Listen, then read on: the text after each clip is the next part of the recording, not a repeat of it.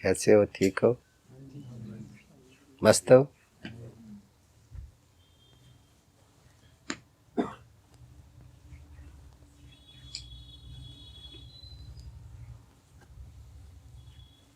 चंगा लग रहा है?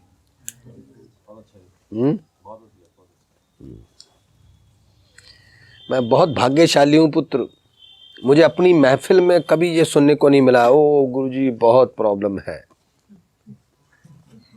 मैंने कभी किसी को कीरने पाते हुए नहीं देखा। मैं बहुत भाग्यशाली बाबा हूँ पुत्र।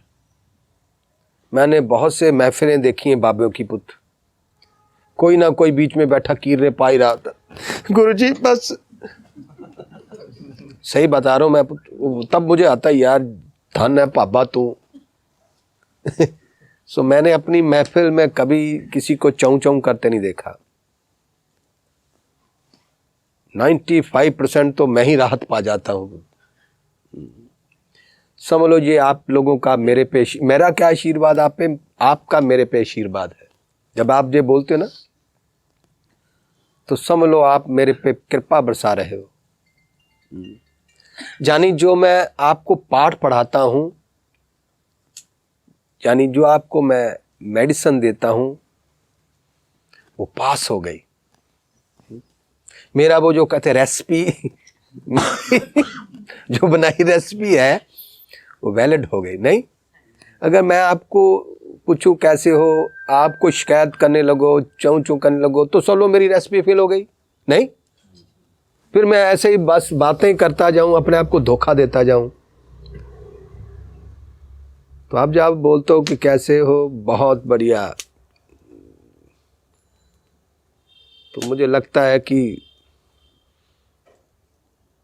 मैं गुरु घंटा घंटाल बन गया। अपने लिए बोलूंगा, मैं क्या कर सकता हूं भाई। नहीं, चाहे कृपा परमात्मा की हो गई, पर हुई तो हमारे थ्रू है ना। अगर हम कोई गलत काम करेंगे तो सजा किसे मिलेगी? मुझे मिलेगी ना। तो अच्छा काम करने की तारीफ भी तो मुझे मिलनी चाहिए ना।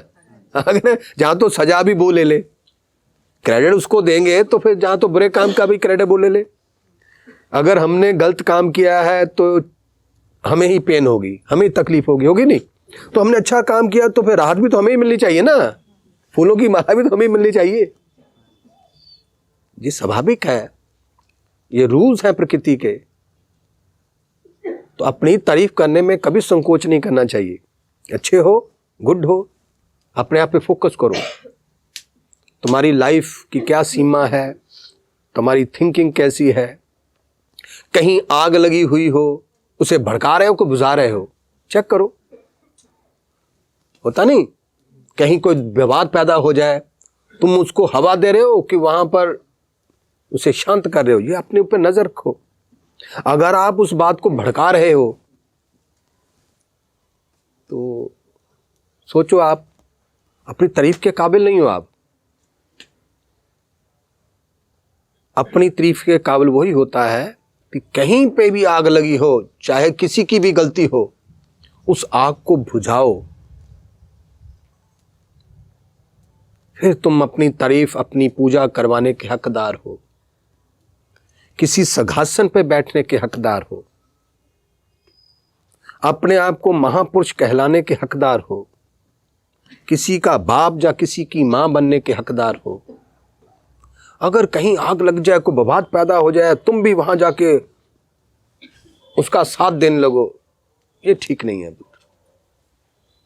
ऐसा नहीं कि लोग नहीं है, अगर वो ना हो, अगर किसी को रोग ना लगे तो डॉक्टर किस काम का। इसी तरह विवाद पैदा करने वाले भी चाहिए। आप उस विवाद को जाके शांत करो, पुण्य कमाओ। नहीं, आपको ऑप्शन मिला है, ऑफर मिली है।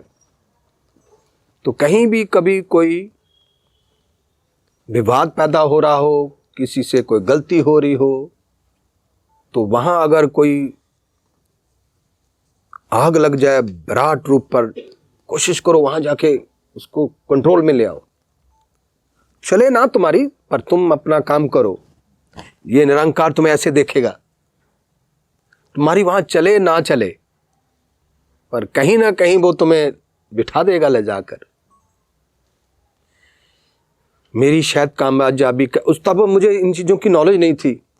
पर शायद मेरी इंद्रियों में था वो अपने आप ही। ये मैंने कई जगह ऐसी मूवमेंटें की हैं कि कहीं ना कहीं गड़बड़ हो रही तो मैंने बिना किसी कारण उस गड़बड़ को शांत किया। शायद तभी परमात्मा ने मुझे ये रेसिपी बनाने का मौका दिया, मैं पास हो गया उस रेसिपी में।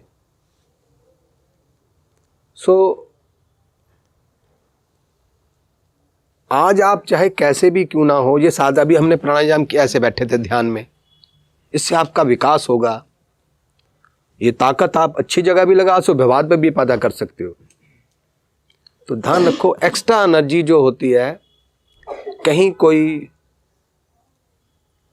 भवाद पैदा हो जाए तो वो भवाद शांत करो। घर में भी होता है हमारे, कभी कभी घर में ही कुछ कलहार हो जाता है। कोई व्यक्ति होते ही हैं घर में आते ही किंतु परंतु ही करना उन्होंने, नहीं, हर समय क्लेश दी गल्ली करनी उन्होंने। हो सकता है वो उससे तुम्हारा मतभेद हो, फिर भी शांत करवाओ। ये ना सोचो कि वहां मुझे क्या मिलना, वो कोई और शक्ति है, वो देख रही है, वो तुम्हें प्रमोशन देगी, कहीं ना कहीं तुम्हारे लिए संघासन तैयार करेगी। वो मुझे नॉलेज नहीं थी इन चीज़ों की। जब ये मैं अब देखता, अब मेरे पास आंख है देखने की, तो मैं देखता हूँ पीछे बहुत सी जगह मैंने ऐसी हरकतें की हैं। तब मैं सोच लेता हूँ यार मैं ऐसे कहाँ पहुँच गया इतनी ऊंचाई पर। मैं ना इस जगह पे बैठता हूँ रोज़, ये मेरी कुटीर है, मेरा घर है, यहीं मैं पैदा हुआ हूँ, तो उस जगह पे मैं रोज़ बैठता हूँ। तो मैं अपना अतीत, जहाँ पर मेरे नियर डियर रिश्तेदार, दोस्त, मित्र, तो मैं भले कितनी भी ऊंचाई पे चले गया, पर मैं अपने आप को अभी भी वहाँ जोड़ के रखता हूँ कि मेरी वो औकात थी। अगर ईश्वर मेरे पे कृपा ना करता तो आज भी मैं वहाँ बीड़ी फूक रहा होता। मैं अभी कभी भी भूलता नहीं उस चीज़ को। फिर मैं देखता हूँ मेरे साथ कुछ थे नियर डियर, समझ लो दोस्त मित्र, वो मेरे से ज़्यादा काबिल थे। मैंने उन्हें बंदगी करते देखा है, शायद अच्छी बातें भी करते देखा है, वो आज भी वही के वही हैं। मैंने कहा शायद परमात्मा का कंप्यूटर खराब हो गया, उनके नाम की जगह मेरा नाम फंसा दिया। उनको जो कामयाबी मिलनी चाहिए मुझे मिल गई। तो फिर मैं कभी कभी अकेले में बैठ के सोचता हूँ यार पता नहीं परमात्मा से कोई मिस्टेक हो गई कि मैं तो यार वो उस व्यक्ति को होना चाहिए था, वो मेरे से ज्यादा टैलेंट था उसमें, मैं तो कुछ भी नहीं था। फिर मैं देखता हूं कुछ जगह पर मैंने आग लगी को बुझाई, वो मैं देखता हूं अब भी, उसका रिजल्ट है आज। शायद परमात्मा ने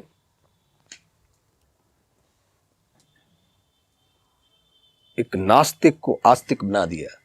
मैं नास्तिक ही था समझ लो, मेरे लिए ये आध्यात्मिक बातें कोई मैंने रखती थी। हाँ, कहीं कोई गड़बड़ हो रही हो तो मैं जरूर वहाँ अपना मूवमेंट लेता था, कुछ विवाद पैदा हो जाए तो मैं इंटरफेयर करता था, यानी जज बन जा। अपने अंदर पर्सनैलिटी नहीं थी कि कोई मेरी बात सुने, पर अपने अंदर ही मैं जज बन जाता था, अपने अंदर ही अंदर, नहीं ये ठीक है, नहीं ये गलत है, नहीं वो गलत है। वहां जाके बोलता नहीं था, पर अपने अंदर ही ये करता था। फिर भी कोशिश भी करता था कि अंदर जुक्ति से, चरित्र से उस मूवमेंट को मैं उसकी हक में खड़ा हो जाता था। ये चीज़ें किसी को बता तो सकते नहीं, हम दिखा भी नहीं, पर मैंने अब जब मैं इस स्टेज पे हूँ तो मुझे बहुत साफ नज़र आती है। तो वही बातें मैं आप पे भी बोल रहा हूँ कि आप लोग भी यहीं से शुरुआत करो। कहीं भी कुछ गलत हो जाए, किसी से गड़बड़ हो जाए, तो वहाँ अगर आग लग जाए, विवाद पैदा हो जाए, तो अगर तुम्हारी वहाँ चलती है तो कोशिश करो उसे दबाओ। ये नहीं कि बराबर तुम भी जिंदाबाद मुर्दाबाद करने लगो, ये अच्छा नहीं है पुत्र। इससे तुम ईश्वर के वीआईपी कोटे में कभी नहीं जा सकते। परमात्मा को अपने प्रति फोकस करना है तो ईश्वर इन्हीं चीज़ों का आशिक है। वो तुम्हारी एजुकेशन या पर्सनैलिटी या तुम्हारा जप तप ध्यान धुन ये नहीं देखेगा, वो तुम्हारी डिलीवरी देखेगा, तुम्हारी इंद्रियों की। यही है मेरा कारण। मैं था कुछ शायद दुनियावी लेवल पर मेरी रेपुटेशन कुछ खास नहीं थी, पर ईश्वर की नज़र में मैं हीरो था। आज से 20 साल पहले ना यहीं पर मैं जब साधना में था, साधना काल की बात है, तो बहुत सी समस्या क्रिएट हो गई। नीचे मेरे रिश्तेदार रहते थे, मेरे पैदा करने वाले, इसी घर के नीचे कुछ और सब मिलकर, क्योंकि मैं एकदम मौन में चला गया। तो मेरे लिए जो मेरा भूतकाल था, जो मैंने गंदे काम किए होंगे, जब कोई बंदा महान बनता ना, तो फिर उसका फोला फाली होता कि इसने क्या क्या किया, वो सब अब बहुत कुछ होने लगा, गड़बड़ गड़बड़। तो मैंने कभी परमात्मा ने से नहीं कहा, परमात्मा देखो मैं कितना चंगा हूं, देखो मैं ना की कर दिया, ऐसे मैंने नहीं ईश्वर से कहा। पर ईश्वर ने मुझे कहा, दुनिया चाहे तुम्हें कुछ भी कहे, तू मेरा खास है।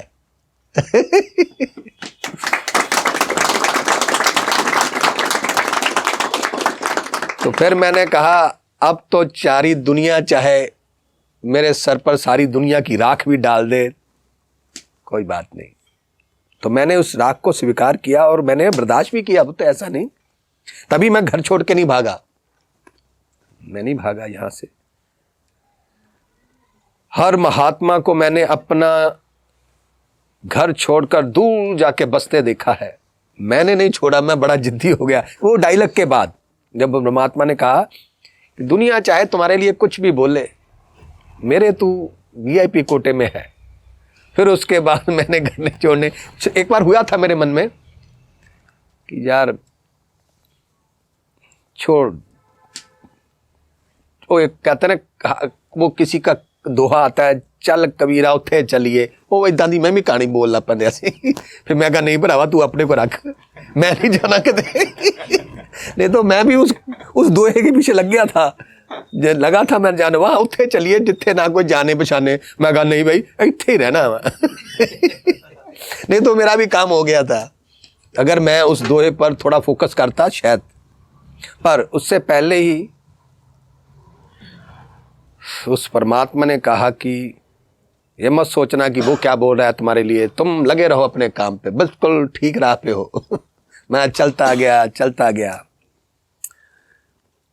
अब तो पुत्र राह भी मैं हूं, मंजिल भी मैं ही हूं। चित्त भी हम हैं, पत भी हम ही हैं। देखो क्या बोलता मैंने।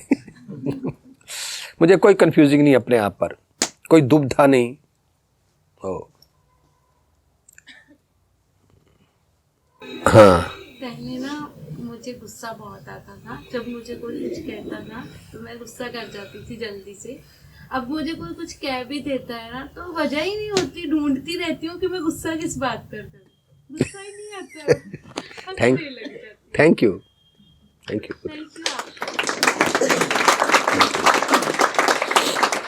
एक लड़की ना, ये कनाडा की वैंकूवर की बात है, एक लड़की का पति थोड़ा गड़बड़ था, नशा नुशा करता था। वो लड़की बहुत परेशान रहती थी, मतलब डिप्रेस रहती थी, टेंशन में रहती थी, तकरीबन टेंशन में। बहुत पढ़ी लिखी थी वो लड़की, बहुत अच्छी थी। तो उसने वर्कशॉप की, बाद में कंटिन्यू रखा होगा। तो एक उसने प्रश्न मुझे बात कही, गुरुजी अब ना मुझे चिंता है कि अब मुझे चिंता नहीं होती। अरे मुझे बहुत अच्छा, उसको ना अपने पति की बहुत चिंता होती थी क्योंकि वो नशा लेता था। कभी मुझे उनकी चिंता बहुत होती थी, अब उनकी चिंता होती नहीं। अब मुझे ये चिंता हो रही है कि मुझे उनकी चिंता क्यों नहीं होती। मैं कहा इसका इलाज नहीं है मेरे पास। चिंता है, मैं उससे मुक्ति दिला सकता हूं। अगर चिंता नहीं है, वो इलाज मेरे पास नहीं। चिंता देना मेरे पास नहीं है, चिंता से मुक्ति देना मेरे पास मेडिसिन है। चिंता चाहिए, इसके लिए तुम्हें खुद ही ढूंढना होगा। अगर आप, ये बच्चा अभी न्यू क्लास करके आए हो आप, है ना? Second year. 7 दिनों में आपकी जीवन में चेंज आई? 7 दिनों में सोचो, अगर 14 दिन हो जाए तो नहीं, 30 दिन हो जाए तो, 50 दिन हो जाए तो, 100 दिन हो जाए, 200 दिन, 500 दिन, अपने आप सोच लो कंटिन्यू। नहीं क्या जरूरत है और इधर उधर भागने की। अगर तुम्हें लगा कि ये मैंने कैप्सूल लिया था, मेडिसिन ली थी, राहत मिली, तो कंटिन्यू। अगर साथ दोनों में हमारी लाइफ की हमें गुस्सा नहीं आता, मुस्कुराहट रहती है, तो ये डोज इसके एडिक्ट हो जाओ। नहीं, वो इंसान जब वो छोटी सी वो चेस करता है, पीता है, बड़ा मजा आता है, नहीं आता ना, झूम गई ले ये तो बड़ी चीज है, फिर रोज लेता है, रोज लेता तो तुम भी लो रोज। सीधी सी बात है। अच्छे बच्चे मिलेंगे पुत्र, जब आप खुश रहोगे औलाद अच्छी होगी आपकी। अगर आप कोई चौं करोगे, नई शादी हुई है पुत्र, तो औलाद अच्छी नहीं होगी। तो इसलिए पुत्र ये इस वक्त तो खास करके सोचना है, अभी आप न्यू कपल हो, अपने आप को खुश रखो। आप अपने आप को खुश रखने से तुम्हें कोई लाभ नहीं होगा, पर आपकी आने वाली नस्ल को लाभ होगा पुत्र। समझ आ रही बात? तो किसी भी कीमत पर जब तक तुम्हारे अंदर, जब तक तुम 2 बच्चे ना पैदा कर लो, खुश रहो। कोई रिश्तेदार बीच में ना आने देना पुत्र। हाँ, जिन्होंने तुम्हें पैदा किया, खासकर उनको उनको नहीं घुसने देना पुत्र। वो चाहे तुम्हारी माँ हो चाहे सास हो, उनसे बचना पड़ेगा पुत्र। हाँ, 2 बच्चे पैदा करने के बाद बुला लेना सारी दुनिया को अपने बीच। अगर वो होंगे तो फिर ये बात शायद कोई बोले ना बोले, मुझे बोलने में कोई कुछ नहीं पुत्र। मैं आपको ना एक बात सुनाता हूँ, ये भी थोड़े समय की बात है, इसी जगह की। एक लड़के ने शादी की, तो ये क्लास की हुई थी, उसको मैंने सिखाया था कि शादी पर बीवी को ऐसे पांव हाथ लगा के आशीर्वाद लेके घर काम पे जाना। वो भी उसकी शादी नहीं थी जब क्लास की थी, तो शादी हो गई तो उसके अंदर था। शादी होकर जैसे बीवी घर आई तो कहते गुरुजी जब सुबह हुई तो मैंने अपनी बीवी को उठा तो ऐसे पांव हाथ लगाया, तो बीवी उसकी पढ़ी लिखी थी, कोई टीचर थी वो, तो उसकी बीवी को लगा ये मेंटल नहीं, वो एक लैंग्वेज इस्तेमाल करते हैं कि ये शैतान है, तमाशवीन है। उस लड़की के अंदर चला कि ये तमाशवीनी कर रहा है मेरे साथ, चीटिंग कर रहा है, मतलब ये गलत काम, मतलब मुझे मूर्ख बना रहा है, ये ऐसे करके ना ड्रामेबाजी कर रहा है। कहता गुरुजी दूसरे दिन मैंने फिर अपनी बीबी को ऐसे नमस्कार किया।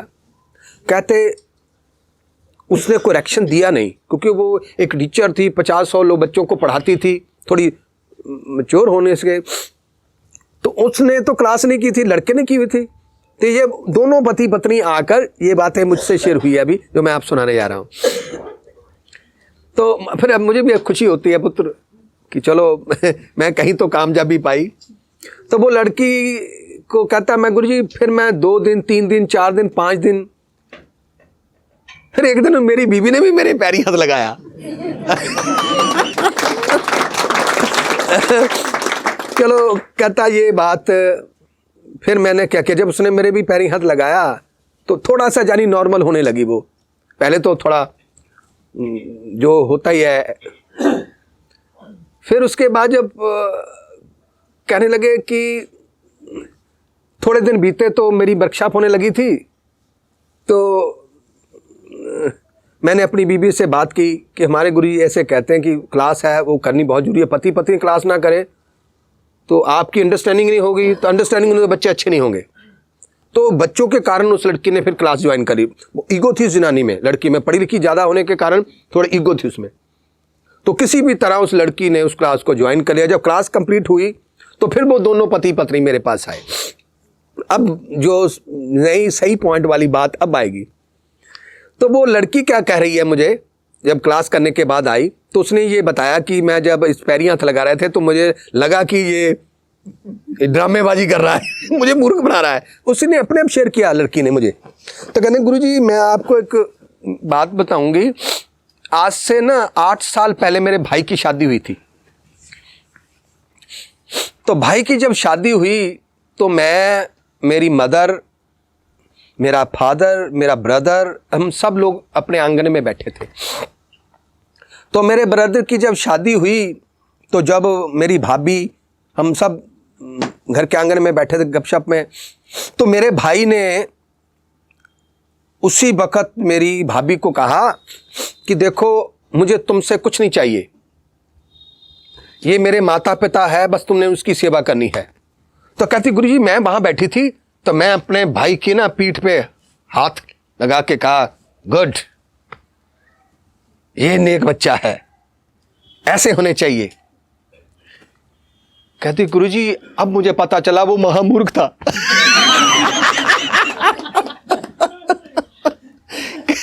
देखो तब उसने कहा था, अब वो कह रही नहीं वो रॉन्ग था, कंप्लीटली रॉन्ग, क्योंकि अब उसे पता चला। तब मेरा पति भी ये डायलॉग बोले तो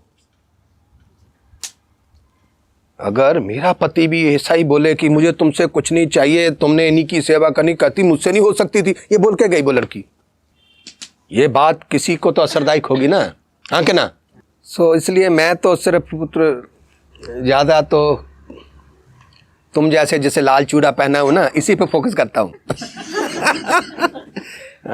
क्योंकि अब गले सड़े बुड्ढों को क्या करना देख के, क्योंकि उनके हाथ में क्या, आपके हाथ में भविष्य है, संसार है पुत्र।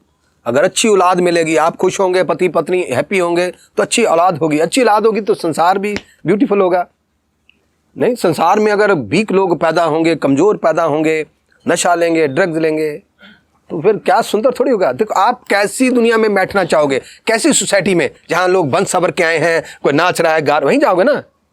तो जहाँ कोई चोर गंदे काम हो रहे वहाँ कौन जाएगा, तो वहाँ वही जाएगा जो गंदा खुद है।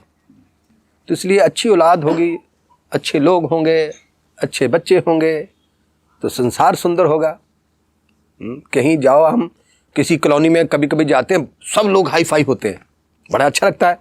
किसी कॉलोनी में जाओ सब बिंगे टेढ़े गले सड़े, है ना। तो ऐसे ही पुत्र कपल को कुछ बातें मैं ऐसी बोल देता हूँ, शायद कोई नहीं बोलता, शायद नहीं बोलनी चाहिए। क्यों नहीं बोलनी चाहिए, क्यों नहीं बोलनी चाहिए। थोड़ा समय के लिए ठीक है, होता है, पर उसके लिए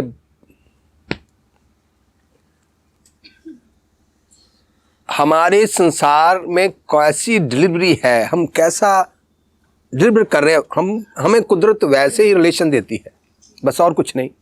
अगर आपकी डिलीवरी अच्छी नहीं, आपको सोसाइटी जहाँ रिलेशन अच्छे मिलेंगे नहीं। ये मिले हैं तो ज़रूर तुमने भी कहीं ना कहीं कोई अच्छी सोसाइटी ज्वाइन की होगी, कोई अच्छा रिजल्ट कहीं ना कहीं अपनी डिलीवरी दी होगी।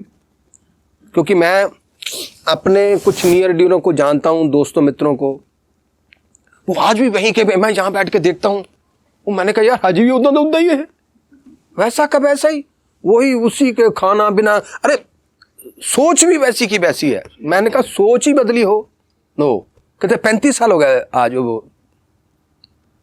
तो फिर मैं कहता हूँ यार मैं ही क्यों यहाँ आया, इसका मतलब कहीं ना कहीं तो मैंने कोई किया होगा ना। मुफ्त में तो परमात्मा मौत भी नहीं देता, पर कुछ ना कुछ किया होगा मैंने। मैं नहीं कहूँगा कि ईश्वर ने मुझे फोकट में बोनस दे दिया, नहीं, ऐसा कुछ नहीं है। मुफ्त में ईश्वर कुछ नहीं देता पुत्र। अगर तुम्हें कोई बड़ी कामयाबी मिली है तो जरूर तूने कोई ना कोई नेकी कमाई होगी कहीं ना कहीं अनजाने में। देखो मैं आपको अभी बताऊँ, अभी जो माहौल चल रहा है इस वक्त, देखो रोज वो बीमारी है जो चल रही ना, नहीं, उसके रोज नाम बदले जाते हैं। जैसे कोई हमारे बच्चे पैदा हो रहे हैं ना, नया नया नाम, रोज नाम बदलते हैं। एक बात ही आपस फैमिली है, बैठ के डिस्कस करते हैं इस पर कि देखो आज एक बीमारी का नाम क्या है, वो नहीं उससे पहले डेल्टा जो भी था, फिर बीमारी का दूसरा नाम हो गया। अगर 10 दिन बाद एक नहीं आ गई तो क्या कर लेंगे हम। सोचने वाली बात हो तो डिस्कस। ये मत सोचो कि ये मेडिसिन इंजेक्शन लगाने से बच जाओगे, मान लें बच जाएंगे। अगर ये आ सकती है, दूसरी आ सकती है, तीसरी कोई और आ जाए जिस पर इंजेक्शन काम ही ना करे ये वाला, फिर यानी हम सेफ ही नहीं, हाँ कि ना। मुझे बताओ कि इतना बड़ा संसार बन चुका है, अनसेफ है, हाँ कि ना। चाहे तुम कोई जहां तो होता ना, अगर ये जो अभी नेक्स्ट सेकंड पार्ट होने वाला है, जो जिसका नाम बदल दिया, इसका मतलब थर्ड भी हो सकता है, फोर्थ भी हो सकता है, तब तक हम चल बसेंगे। हमारी जवानी हम बुढ़ापे में आ जाएंगे, नहीं, अभी लाल चूड़ा पहना, देखते देखते हम तो सफेद बाल हो जाएंगे, कि नहीं, कि चलो अगले साल हो जाऊंगी मैं, फिर करूंगी, करते करते करते तुम पिकनिक मनाने भी नहीं जा पाओगी, राइट, हनीमून भी नहीं होगा, घर पे रह जाओगे, यही होंगे ना। सो मेरे कहने का मतलब हम लोग सेफ ही नहीं हैं। इस पर डिस्कस करना बहुत जरूरी है, इस पर अध्ययन करना बहुत जरूरी है। दुनिया चाहे सेफ हो ना हो, हम कैसे सेफ हो सकते हैं? हमारा जीवन, हमारी लाइफ कैसे सेफ हो सकती है, इसका हमारे पास क्यों है? बस अपनी पर्सनल लाइफ स्टाइल, अपने सोच पे फोकस करो। तुम्हारे अंदर कहीं ना कहीं दयावान गुण होना चाहिए, याद रखना। इस बीमारी का यही इलाज है। जब ये जो कुदरत है, कुदरत की शरारत है, ये किसी की शरारत नहीं है, क्योंकि जब जो चीज़ सारे संसार पे एक साथ असर करे, वो कुदरत का काम है, प्रकृति का काम है, निराकार का काम है, वो व्यक्ति का काम नहीं है। व्यक्ति का काम की सीमा होती है, कोई भी आग भी लगा दो उसकी सीमा, पूरी दुनिया आग में जल जाए तो वो निराकार का काम है, वो व्यक्ति का काम नहीं हो सकता। एक ही क्षण में सारी दुनिया पे जो असर कर जाए वो निरंकार है, वो कुदरत है।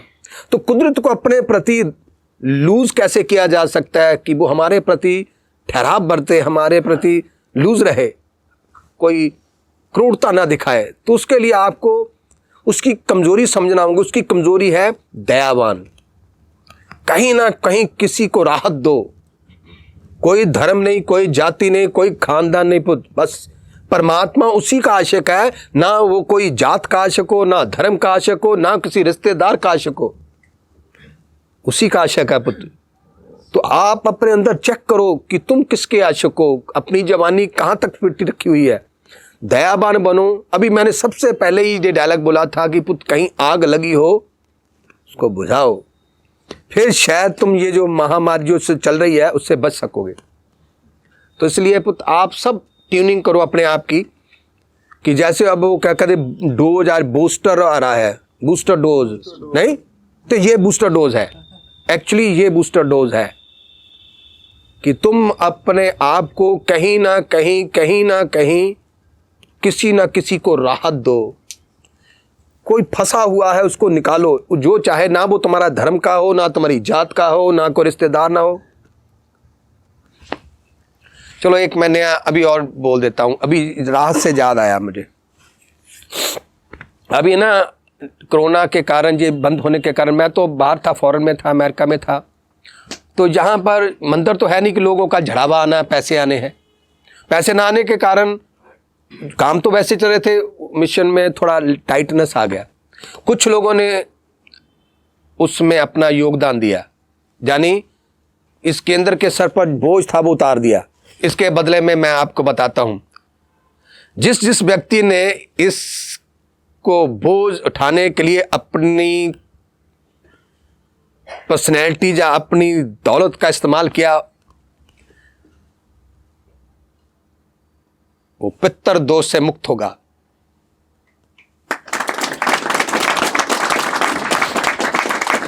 पितर दोष कभी मुक्ति नहीं मिल सकती, सभी दोषों से मुक्ति मिल सकती है।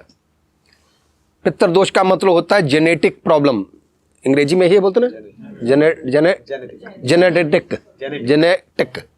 जेनेटिक, हाँ, जैसे खानदानी बीमारी, बाप को मिर्गी हो रही है तो बेटे को भी, इसे कहते हैं पितर दोष। जिसने ये मूवमेंट की है पुत्र, वो पितर लोक से मुक्त होगा। और कोई? हाँ जी, हेलो जी। एक्चुअली मुझे वर्कशॉप से अभी तक जो बेस्ट बेनिफिट मिला, हम ना मतलब पेरेंट्स के साथ जाते थे। पहले हम छोटे होते थे ना, तो पेरेंट्स के साथ ना कंपेनियन पे जाते थे। तो वहाँ पे जाके जैसे मतलब माता जी की ना बेटी होती थी, तो हमें वो बताते थे कि कैसे कैसे बोलना, हम वैसे ही जाके उनसे बात करते थे। तो अब मेरे में ना इतनी कैपेसिटी आ गई कि मैं किसी के सामने कुछ भी बोल सकती हूँ।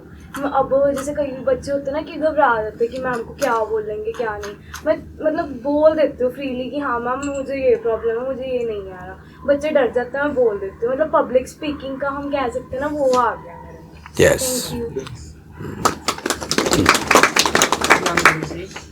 गुरुजी मुझे भी ऐसा ही लगता है कि मेरे में भी सेल्फ कॉन्फिडेंस आया क्लास करके, कि मतलब जैसे आप कहते हो कि आपका जो जीवन है वो अनलिमिटेड होना चाहिए, किसी एक जगह तक लिमिटेड नहीं होना चाहिए।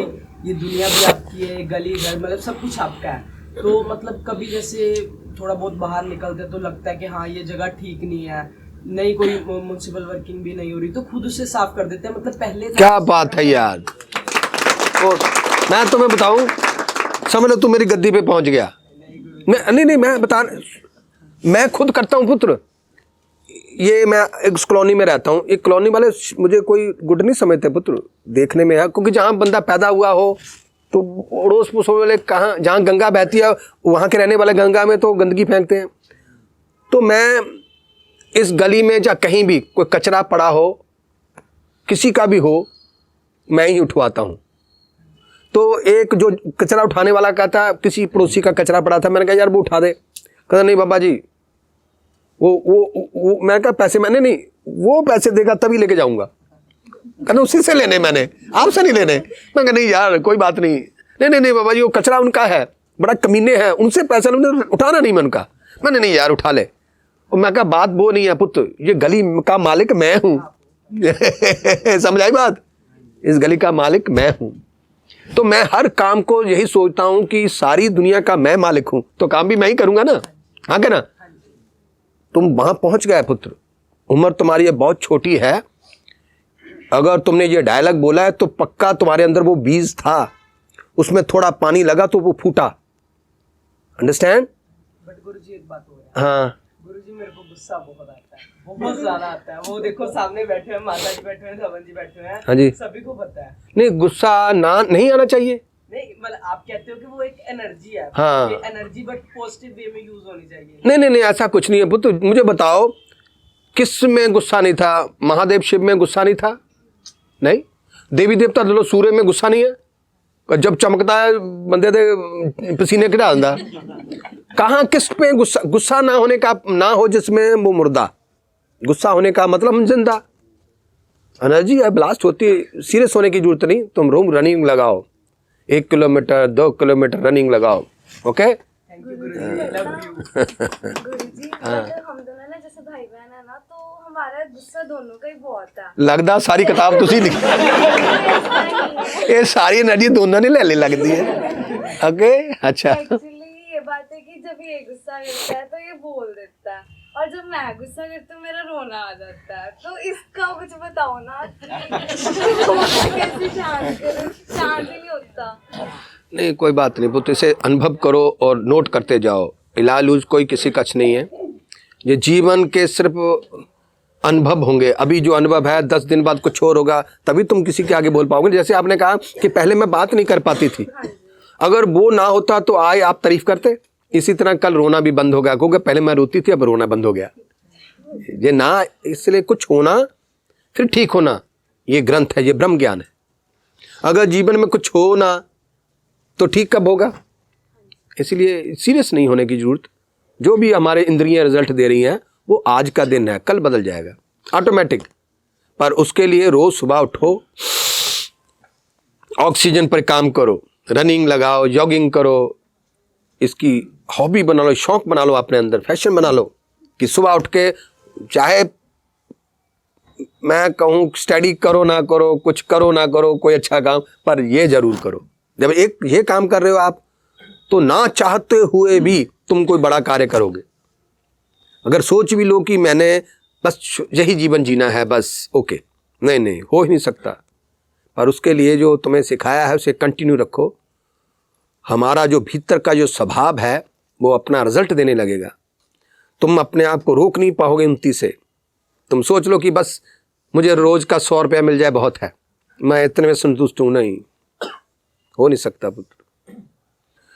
ना चाहते हुए तुम बढ़ते ही जाओगे, फैलते ही जाओगे, फैलते ही जाओगे।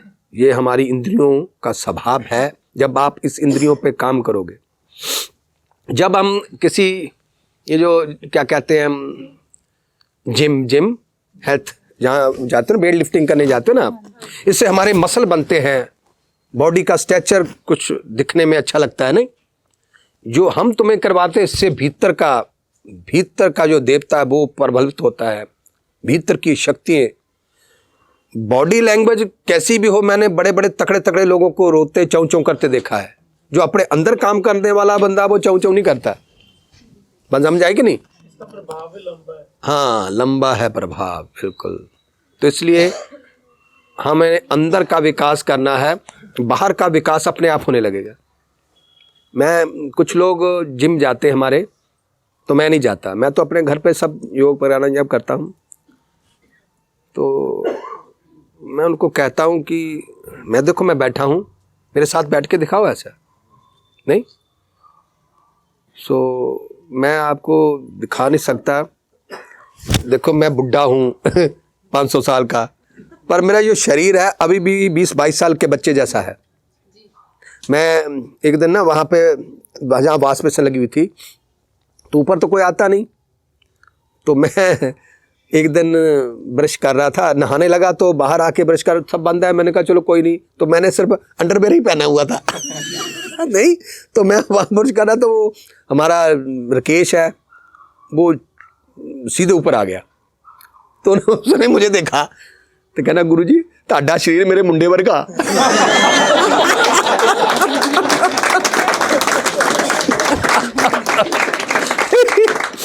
मैनू मजा भी आया गल सुन के, गुस्सा भी आया कि यार तू की चढ़े हम पर। फिर बाद च मैं क्या यार चलो तारीफ तो हुई है।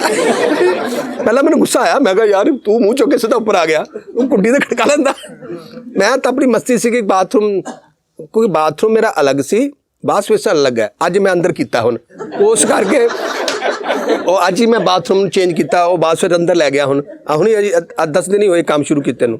पहला मैं सारा बाथरूम मेरा बाहर है, मैं कमरे चों निकल के आउण जाना, तो मैंने कोई है नहीं, चलो हुण मैं कहा नहीं यार ये तो हुण जनता बाद कोई भी मुँह चुक के आ जाऊगा, ये तो गड़बड़ मैं नांगा बाबा नहीं बनना चाहता। मेरे को हिम्मत नहीं है कि सो मेरे कहने का मतलब है पुत्र कि तुसी लोग चाहे किन्ना भी जिम जाने, तुसी उन्हां ताड़ा बॉडी लैंग्वेज ओके गुड हुंदा, सोहना हुंदा, पर तुसी उहदे नाल कोई महान नहीं, बलवान बन सकते हो, महान नहीं बन सकते। महान बन लई तुहानू अंदरूनी मसल बनाने पैने, जो तुहानू सिखाया ऑक्सीजन ते कटना।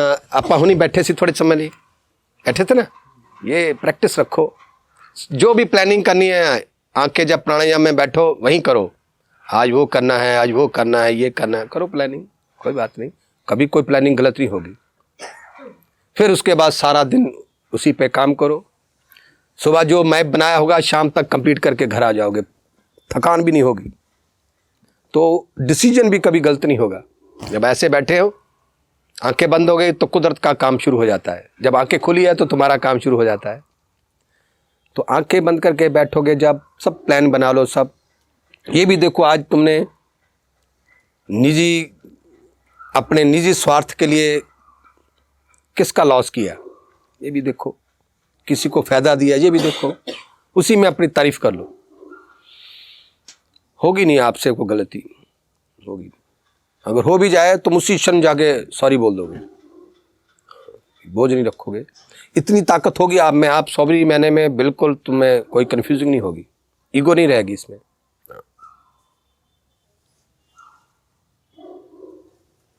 चलो कोई तो बात बोली आप लोगों ने, नहीं तो रोज मैं ही बोलता हूँ, नहीं आज बोले तो आज आपकी डिब्बी में बंद हुई आज, उसने फटाफट फोटो ले लिया आपकी।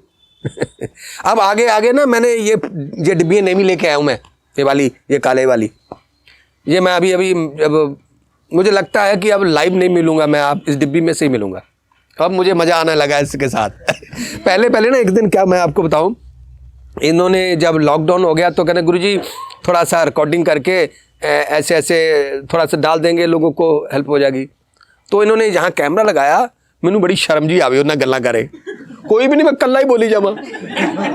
कभी जाए ये मजाक है, हुणे एक कैमरा बैठा, मैं गल्लां करा जिदा मेंटल आंगू, हाँ इदा इदा, मैनू मतलब मैं इत्थों ना बिचों मैनू अंदरों कोई फीलिंग नहीं थी, अच्छा नहीं लग रहा सी गल करना, कोई फीलिंग नहीं, मैनू लगता कुछ नहीं होना, तरंगा नहीं होनिया, कोई वाइब्रेशन नहीं होनी, कोई कृपा नहीं होनी, क्योंकि ना मैनू बोलना अच्छा लग रहा सी, ना मैनू बॉडी लैंग्वेज कुछ भी नहीं। पर जो वीडियो बन के मेरे सामने आई, वो सब कुछ सी पुत्र, वो सारी एनर्जी सी, मैनू अच्छी लगी। हुण मैं क्या मैं तेनू रिश्तेदार बनाऊंगा। ਉਹ ਮੈਂ ਮੇਰਾ ਜੇ ਅਗਰ ਮੈਨੂੰ ਦੇਖੋ ਨਾ ਉਹੀ ਫੀਲਿੰਗ ਜੋ ਕਹਿੰਦੇ ਗੁੱਸਾ ਆਉਂਦੀ, ਅਗਰ ਮੈਨੂੰ ਉਹ ਫੀਲਿੰਗ ਗੁੱਡ ਹੁੰਦੀ ਉਸ ਵਕਤ ਮੈਨੂੰ ਇਹ ਗੱਲ ਸਮਝ ਨਹੀਂ ਆਣੀ ਸੀ। ਮੈਨੂੰ ਅਨੁਭਵ ਹੋ ਗਿਆ ਕਿ ਜਦੋਂ ਮੈਂ ਬੋਲ ਰਿਹਾ ਸੀ ਸਾਹਮਣੇ ਮੇਰੇ ਜੇ ਮਸ਼ੀਨ ਲੱਗੀ ਸੀ, रिकॉर्डिंग हो रही थी सब, तो मुझे अच्छा नहीं लग रहा था, कोई फीलिंग नहीं सी गुड, बट मेरा दिल नहीं कर रहा से बात करूं यार, क्या बात करूं, क्या किससे, कोई सामने आई नहीं है क्या। पर जो बन के आई उसमें बहुत फीलिंग थी। मैं नहीं तो मुझे अपने आप को पसंद नहीं करता मैं ऐसे बोलते हुए, पर मुझे अच्छा लगा। तब मैं जब न्यूयॉर्क गया तो ये जो डिब्बियाँ पहले जब वो क्या इतनी डिब्बी में रिकॉर्ड किया था हमने, और ये बड़ी बड़ी डिब्बियाँ वहाँ से बच्चों ने मुझे स्पॉन्सर की है, 3-4 डिब्बियाँ दी हैं ऐसी बड़ी महंगी वाली हैं जी। तो अब मैंने सोचा कि कमरे के बंद में ऐसे डिस्कस करूँगा, बाबा घर बैठ के मौजा करूँगा। आगे फील्ड करना पड़ता है ना, तो मैंने कहा शायद कोरोना ने मुझे आराम देना था, नहीं तो कभी घुस जा, कभी 7 दिन कहाँ 7 दिन कहाँ। शायद हो सकता है मैं आपको हर रोज़ फॉलोअप मैं ही करवाऊँगा आपके बेडरूम में।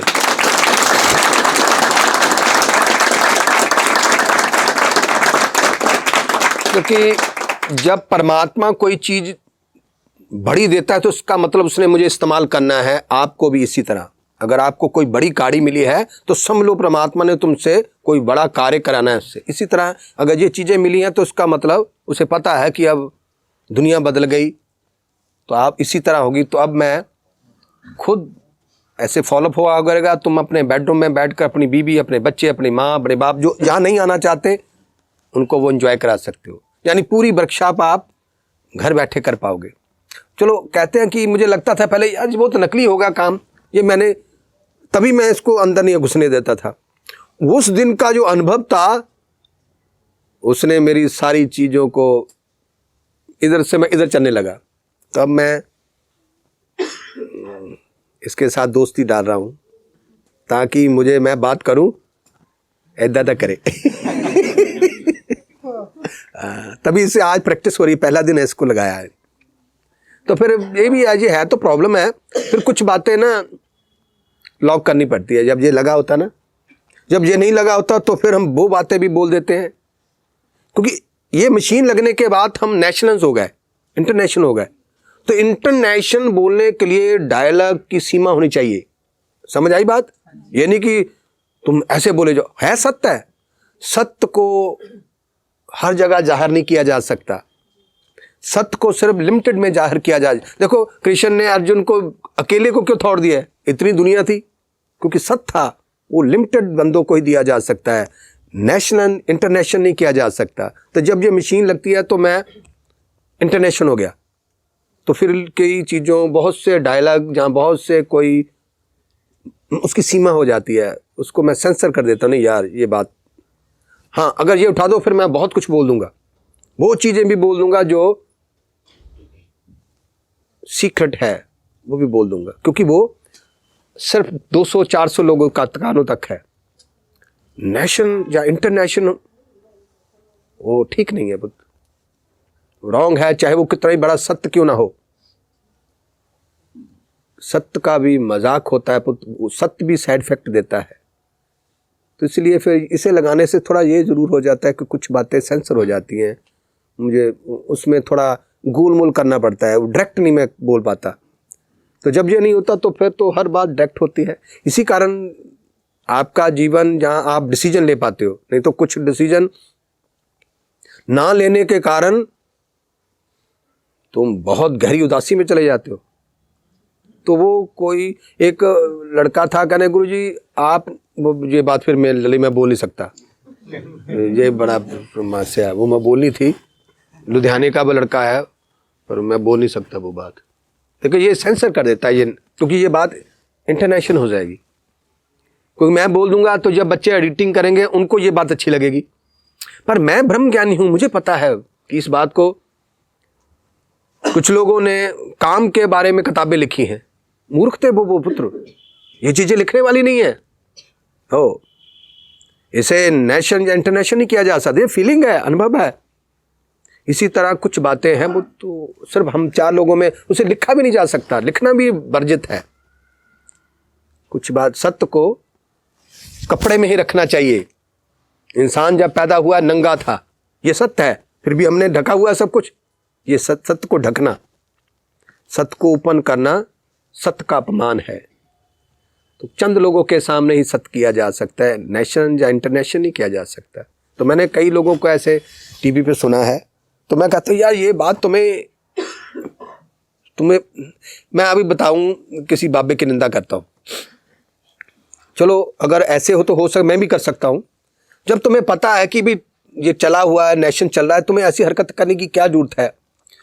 वो क्या हुआ कि मैं अमेरिका की बात है, टीवी देख रहा था, तो एक महात्मा ने कोई गाने वाले बुलाए अपनी महफिल में, गाने वाले वो गा रहे थे, संसारिक थे वो, अध्यात्मिक नहीं थे वो गा रहे थे। तो वो महात्मा जी वहाँ से उठ के स्टेज पे पहुँच गए।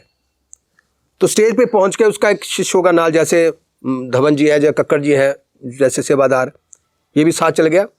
तो कक्कड़ जी के हाथ में इतने बड़े पैसे थे, इतनी थद्दियाँ थी पैसों की, डॉलरों की, रुपयों की। तो वो थद्दी फड़ाई जा रहा था, तो बाबा जी ऐसे लुटा रहे थे उन पर, बड़ा गंदा लग रहा था पुतू। हो सकता है कि वो अगर नेशन ना हो तो ठीक होता, लिमिटेड में वहाँ तक का माहौल था, पर वो नेशनल इंटरनेशनल होने से पुत्र मैंने उसे शाप दे दिया।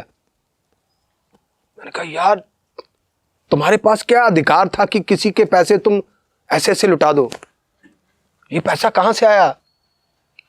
लुटाओ, किसी प्रोसेसिंग में लुटाओ, ये क्या तुम्हारा काम? वो पुत्र अभी भी टीवी खोल कर देखना, कहीं ना कहीं दिखेगा वो कौन है। दो लोग गा रहे थे, औरतें गा रही थी दो, तो वो ऊपर बैठा ऐसे लुटा रहा था, एक नहीं लगा रहा, और इतना गंदा लग रहा था पुत्र वो। मुझे लगता था मैं ही हूं वो, मुझे अपने आप पे घृणा होने लगी, अपनी नस्ल पे, कि हम एक आध्यात्मिक है, एक महात्मा है। ठीक है, हो सकता है वो माहौल था, पर उसे देखना चाहिए कि ये जो नेशन इंटरनेशनल जा रहा है इज रॉन्ग। लोगों की दृष्टि, उसको साइड इफेक्ट भी होगा। वैसे तो वो अगर ना भी नेशनल होता तब भी रॉन्ग था वो। तो इसलिए फिर मैं लोगों को देखकर अपने आप को सेंसर कर लेता हूँ। यार हम लोग बैठे हैं फैमिली में, अब बैठे हैं हम, कोई भी चलो ऐसी ऐसी बात भी हो जाएगी, कोई डायरेक्ट भी बोली जाएगी, कोई बात नहीं। अगर मेरी बातों का नेगेटिव असर भी होगा तो किनका 500 लोगों का जीवन खराब होगा। नेशनल पर हजारों लाखों का नुकसान हो सकता है। अगर मैंने नुकसान ही करना तो 100-200 लोगों का करूं ना, हाँ के ना। तो ये सोचना चाहिए, चाहे वो महात्मा हो चाहे आम व्यक्ति, कि तुम्हारा थॉट या तुम्हारा डायलॉग अगर किसी कारण वीक भी है, तुम बोल देते हो तो 100 लोगों ने सुना है, 200 लोगों ने सुना है, इससे कोई बात नहीं, 200 लोग मर भी जाएंगे, कोई फर्क नहीं। पर जब तुम बोल रहे हो नेशनल या इंटरनेशनल, वो लाखों लोगों तक पहुंचता है, ये गलत है, ये तुम्हारे पास अधिकार नहीं। इसलिए जब ये लगा होता तो मुझे अपने आप को सेंसर करना पड़ता है। अभी मैंने कुछ बातें करनी थी कुछ, फिर मैंने इसको देख के अपने तेवर बदल लिए। अच्छा भी है, पर क्या किया जाए, अब करना पड़ेगा। ये भी मेरा ना 2.5 साल का लड़का है, ओके। तो छोटा है। तो एक बार मैं घर आया तो कुछ ऐसे आसन उसन कर रहा था, तो मैं सोच रहा था कि ये आसन मतलब ऐसे कमर उठाना, ये करना। तो मैंने मतलब वो आया घर में तो ये ऐसे कर रहा था, कभी ऐसे, तो मैंने कहा ये ऐसे किसी क्यों कर रहा है। तो उस दिन क्या हुआ कि उस दिन मेरे को देख लिया था, जब मैं आसन उसन कर रहा था तो उसने नोटिस कर लिया और वो रिपीट कर रहा था वही चीज़ बार बार, जबकि वो 2.5 साल का बच्चा, एकदम छोटा है वो। तो मैं मतलब दंग हो गया कि ऐसे करना, अब घर बैठ कर ना शीशी खोल कर पीना, वो भी पिएगा नहीं।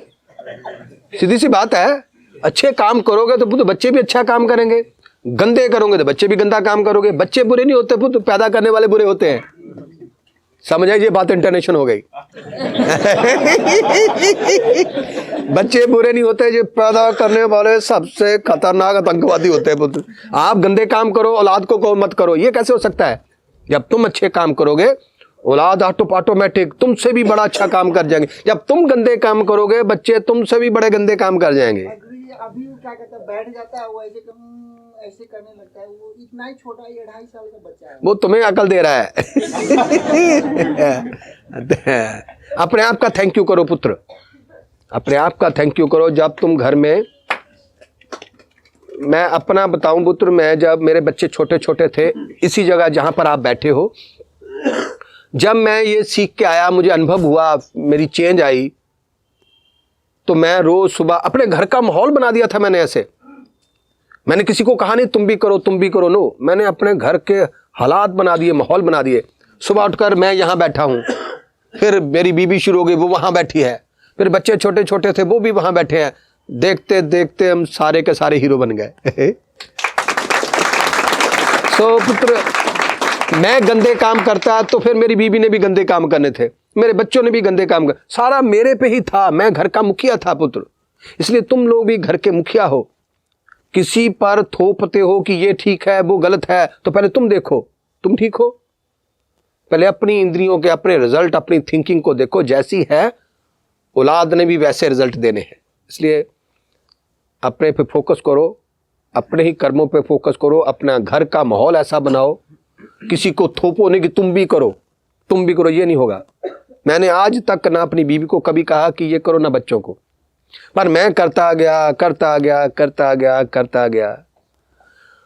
आज मैं आपको बताऊं, मैं सुबह 3 बजे उठता हूं, मेरी बीवी मेरा कंपटीशन करती है, कंपटीशन कि अरे बाबा 3 बजे, मैं 2:45 बजे उठूंगी।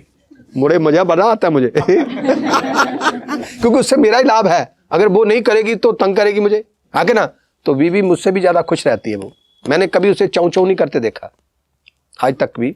मैं चाहे करता हूं चाऊ चाऊ, मैं थोड़े ड्रामे डूमे करता रहता हूं, पर मैंने ये सभी उसी का रिजल्ट है पुत्र।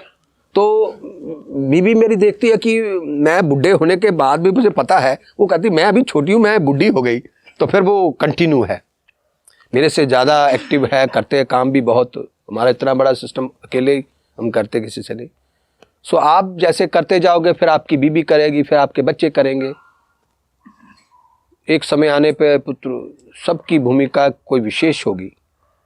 अगर आप गंदा काम घर पे नॉन वेज लाओगे, शराब लाओगे, पियोगे, बच्चे भी देखेंगे, ओ यस, फिर वो भी एंजॉय करेंगे। नहीं, सारा काम पेरेंट्स पे ही है। हाँ जी, गुरुजी एक चीज पूछनी थी कि कहते हैं कि बुराई की गति अच्छाई से तेज होती है, तो इसको कैसे ओवरकम करें?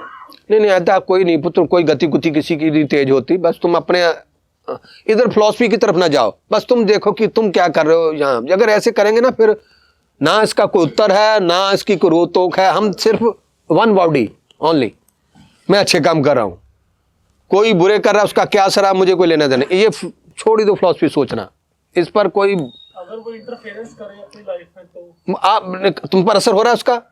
नहीं, अभी तो नहीं वैसे। बस मैं फोन छोड़ो। अगर असर नहीं हो रहा पे हमें क्या लेना देना, छोड़। असर हो तो समझो तुम वीक हो, उठ के 2 किलोमीटर रनिंग लगाया करो, बस। और क्या है, ये ज्यादा अभी ना, जब कोई डीप कोई किताबों में पढ़ लेते हैं, फिर वो पुत्र कंफ्यूज ही हो जाओगे आप। मैं आपको सुकोड़ कर एक वन बॉडी कर दिया, ओनली वन पर्सनल। सिर्फ मैं ही अपने आप को सुधार सकता हूं, बना सकता हूं, सुंदर बना सकता हूं। रही बात मेरी बीबी, ये नहीं हो सकता, मेरी माँ, मेरे बच्चे, वो नहीं हो सकते, सिर्फ मैं हो सकता हूं। अगर मैं सोचूं जैसा मैं हूं, मेरी बीबी भी ऐसी बन जाए, मेरे बच्चे, मेरी माँ बाप, फिर मैं बीमार हूं पुत्र। अंडरस्टैंड कि जैसा मैं हूं मेरी बीबी भी वैसी हो जाए, मेरे बच्चे, नो, ऐसा नहीं हो सकता। फिर समझ लो मैं रोगी हूं, वीक हूं, मेरे कंडेंसर रेजिस्टेंस, मेरा सर्किट ब्रेक है। तो इसलिए पुत्र मैं अपने पे ध्यान देता हूं। मेरा मनोमंडल बहुत बढ़िया है, मेरा हृदय बहुत अच्छा है, ऐसे खिला हुआ है, खिला। सामने वाला क्या है, मैं क्या कर सकता हूं।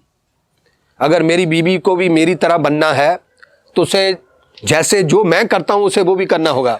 जो मैं खाता हूं, मैं सुबह उठता हूं, मैं थोड़ी अपनी जवानी को कहीं डोनेट करता हूं, अगर मेरी बीवी नहीं करती वो कभी खुश रह ही नहीं सकती।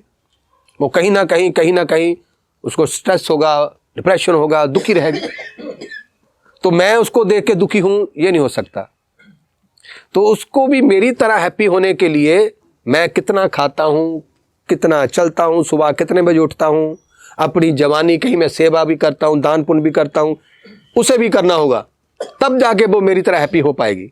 आगे आगे मेरी माँ या मेरे बाप, उनको भी मेरी तरह हैप्पी होना होगा। मैं उनको अपना हैप्पीनेस नहीं दे सकता, पर उनको भी मेरे पर फोकस करना होगा। ये खुश कैसे रहता है, मैं सुबह 4 बजे उठता हूँ, 3 बजे उठता हूँ, ये करता हूँ, वो मेरे पे फोकस करना होगा उनको, तब वो भी मेरी तरह हैप्पी रह सकते हैं। पर मुझे चिंता करने की जरूरत नहीं, वो खुश नहीं हो रहा, वो खुश नहीं, मैं नहीं ये चिंता करता, मैं खुश हूँ। तभी आप लोग यहाँ बैठे हो मेरे पास, हाँ के ना? तो इसलिए ये उसी खुशी का रिजल्ट है। बातें करनी तो क्या बातें, तो मैं आपके हाथ में माइक दे दूं, आप भी बोल लोगे सब कुछ। तुम्हारी तो हिंदी भी बहुत अच्छी है, मेरी तो हिंदी में आधी पंजाबी घुस जाती है। ये महाभारत और रामायण देख के सुधरी है। पता नहीं कहाँ से सुधरी है, हम भी देखते थे, हमारी तो सुधरी नहीं। मैं भी महाभारत देता था, रामायण देता था, मेरी तो सुधरी नहीं। तुम्हारी पता नहीं कैसे सुधर गई, हमारे अंदर हो तो सुधरे। अरे इसलिए पुत्र मैं ज्यादा हिस्ट्री की तरफ भागता ही नहीं। क्या करेंगे हिस्ट्री को लेके पुत्र? उस हिस्ट्री में कभी मोबाइल देखा था, उस हिस्ट्री ने कभी कंप्यूटर देखा उन्होंने, कभी उन्होंने जंबू जेट जहाज देखा, तो फिर बात क्यों करनी? अब देखो ना आकर। सो हिस्ट्री पर जाएंगे तो कंफ्यूज हो जाएंगे पुत्र। हिस्ट्री में बॉडी कैसी थी, मनोमंडल कैसा था, हमारी इंद्रियां कैसी थी, हमारी डाइट कैसी थी, आज कैसी है, तो उसके साथ आज के साथ कंपैरिजन करना अनपढ़ता ही है पुत्र, अपने आप को डिप्रेस करने वाली बात है। तो इसलिए अभी देखो आज की इंद्रियां कैसी रिजल्ट दे रही है। जो जिंदा है, जो मर गया, उन पे फोकस करने की जरूरत नहीं, नहीं कि वो गलत है, वो तब के माहौल के थे पुत्र। आज का वेदर, आज की बॉडी लैंग्वेज, आज की डाइट, समझना जरूरी है। उसी तरह हमने जीना है। उन्हीं लोगों को देखो जो आज के जीवन में जी रहे हैं और कामयाब है। अंडरस्टैंड? तो मैं आज के जीवन में जी रहा हूं, मेरे पे ध्यान दो, मैं कामयाब हूं पुत्र, कोई कंफ्यूज नहीं। हाँ कामयाब हूं मैं। देख लो यहाँ रहता हूं मैं तुम लोगों को 10 वर्ष 20 वर्ष ऐसे बिठा सकता हूं, बोर नहीं होंगे आप अपनी कितने बड़ा तू यंग है, जवान, तू अपनी बीवी को 2 मिनट से ज्यादा पास नहीं बिठा पाएगा, वो निकल जाएगी। तो मैं बिठा पाऊंगा आपको पुत्र। तुम पर भी मैं अपनी मेरी फैमिली पे भी असर है पुत्र। कहते हैं ना कि अपनी फैमिली पे अपना असर नहीं होता, नो, ये मैंने अनुभव किया है पुत्र। ड्रामेबाजी करता हूं मैं, फिर मैं देखता हूं इनका असर है मेरे पे, होता है उनको। हाँ बाबा हूं पुत्र, बाबे ड्रामेबाज भी होते हैं। क्योंकि कला होती है उनके पास सब तरह की, यानी माया भी होती है। तो मैं ये कभी कभी कोई काम ना हो तो फिर ये अपनी फैमिली पे चेक करता रहता हूँ कि इसका असर भी है, कि दुनिया पे असर, इन पर भी असर है। तो कभी कभी फिर मैं फिर अंदर अंदर कहता हूँ बाबा तेरी जय।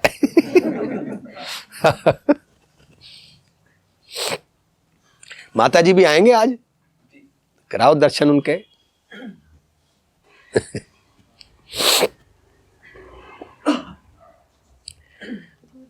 हाँ जी। मेरे ना हस्बैंड जब मुझे मिले थे तब ये बोलते नहीं थे, बात भी नहीं करते थे, एकदम से चुप। मैं बातें करी जाऊं, इन्होंने कुछ नहीं बोलना, चाहे आप 2 घंटे बात कर लो, चाहे 3 घंटे, ये बोलते नहीं थे। अब थोड़ी सी एनर्जी आई है मेरी तरफ देख देख के ना, अभी ये भी बोलने लगे, पर अभी भी शर्माते हैं। मैं आप बताऊं, आपकी शक्ल लगते तो आप बहन भाई हो।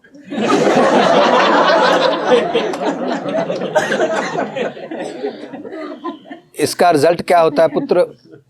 जब किसी पति पत्नी की सूरत आपस में मिलती हो तो समझ लो केमिस्ट्री गुड है। अंडरस्टैंड? क्योंकि पति और पत्नी की सूरत जब मिलने लगे तो समो मर्ज हो गए। तो आप ये जो सूरत मिलना 50 साल के बाद होता है, शादी के 50 साल बाद। तुम्हारा एडवांस हो गया। नहीं लगते बहन भाई हो, दोनों को एक जैसे ही हो। रोज सुबह उठ के जॉगिंग किया करो, सैर किया करो, प्राणायाम करो, इसे फैशन रखो। हाँ गुरुजी, जैसे कोविड से पहले जो अब थॉट आता है फोन पे, वो पहले नहीं आता था। सो जब से थॉट आ रहा है कोविड के बाद ही शुरू हुआ है, मतलब जैसे ही लॉकडाउन लगा तब से शुरू हुआ है। तो थॉट से बहुत एनर्जी मिलती है। हाँ बहुत। मैं अपना ही थॉट पर 20-20 बार पढ़ता हूँ, अपना ही लिखा, मुझे राहत मिलती है बुत, मैं बार बार पढ़ता हूँ। फिर कहता बाबा तेरी जय।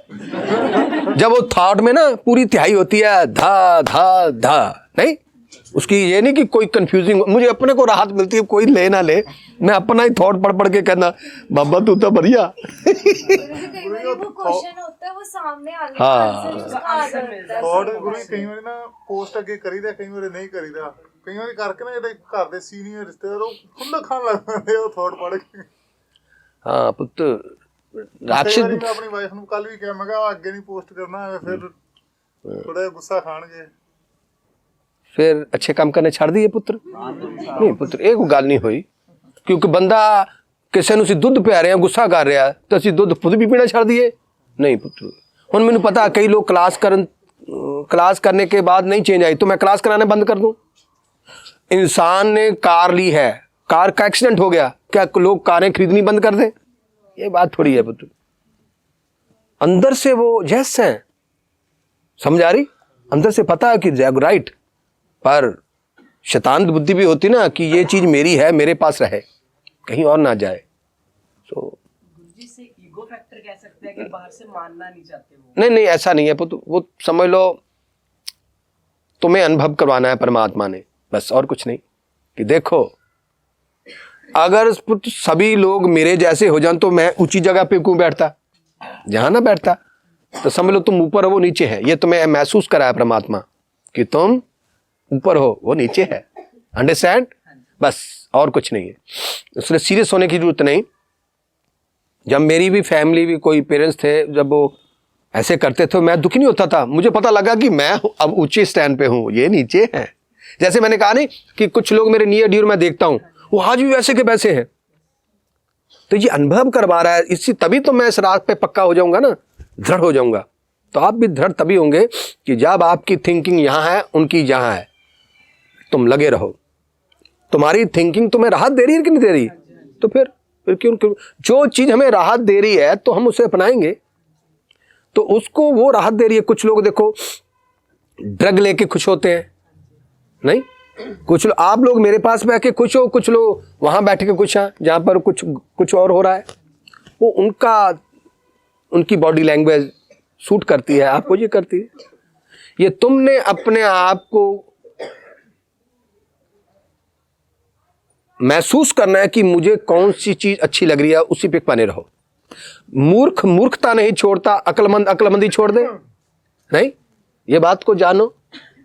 मूर्ख ने मूर्खता नहीं छोड़नी, उसका करैक्टर ऊंचा हो गया तो तुम अक्लमंद हो गए, अक्लमंदी त्याग दो, तुम अपनी अक्लमंदी पे बने रहो बस। कभी कभी रिस्क में भी हो जाता है ना ये थॉट। कभी कभी एक बार मैंने फ्रेंड से बात करा था, उसको मैंने कह दिया कि अपने वाइफ को पहले देखो माँ बाप के बाद, उसने तो बड़ा वो खड़ा कर दिया कि ओ यार तुम्हारे पास एजेंसी है ये बात करने की? यार पहले ऐसा नहीं, तुमने अभी लागू नहीं किया, वो थॉट भेज देते, तुमने डायलॉग बोल दिया। पहले तुम्हारे बॉडी में जिस तुम्हारे पास जिस चीज की एजेंसी नहीं है, तुम वो ऐसे कैसे हो सकता है? उसके लिए तुम्हें सिद्ध होना पड़ता है। तुम्हें क्या पता मैंने कितनी बार मार खाई है, यहीं पे मैंने बहुत बार मैं बेइज्जत हुआ हूँ पुत्र, हाई फाई बेइज्जत हुआ हूँ, पर मैंने कभी शिकायत नहीं की। परमात्मा देखो मैं इतने अच्छे काम करता फिर भी दुनिया में मैंने ये कभी नहीं कहा। मैंने कहा वो अपना तुम कोई बात नहीं आने दो। सो ऐसा नहीं है कुछ भी, वो थॉट तुम पास करो।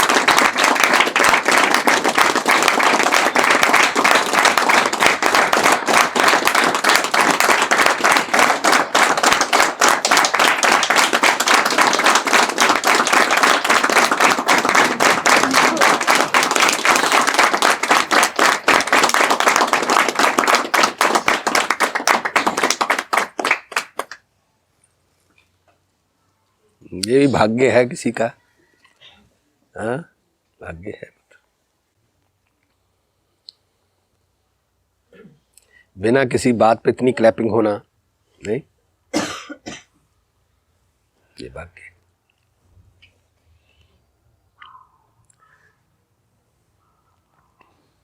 कोई व्यक्ति कहे कि वो व्यक्ति बेईमान है, वो व्यक्ति छल कपट करने वाला है, धोखा करने वाला है, झूठा है,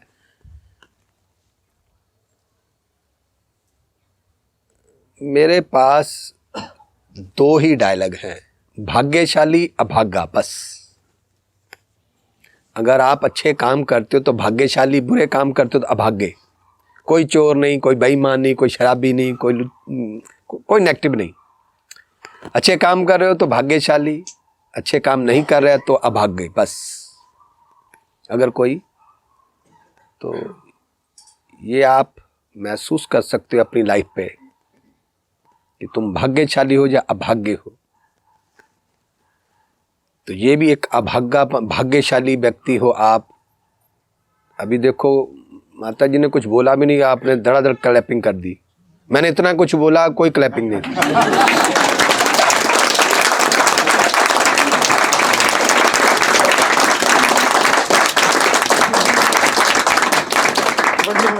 ये मानी नहीं जाएगी। ये तो मैंने खुद कहा, मैंने भी दो ताड़ियां। नहीं, ऐसा नहीं होता। सो ये कुदरत के हाथ में है सब। वो जज करेगी किसको क्या देना है, वो हमारे हाथ में नहीं है। बस ये अनुभव है, इस अनुभव को करने से हम अपनी उस ईमानदारी पे बने रहें। इसलिए ये अनुभव कराता है परमात्मा। फिर भी उस अनुभवों को आप दरकिनार करके कुछ और करने लगो, फिर अभाग्यों में गिने जाओगे आप। अपने आप बदल जाएंगे। बहुत से लोग मैंने देखे हैं, बड़े अच्छे होने के बाद आज बहुत नेगेटिव, गलत हो गए। तो शायद उन्होंने इन चीज़ों को फील नहीं किया कि कोई जब हमें सम्मान देता है तो हम भाग्यशाली हैं, हम भी वैसे बने रहें।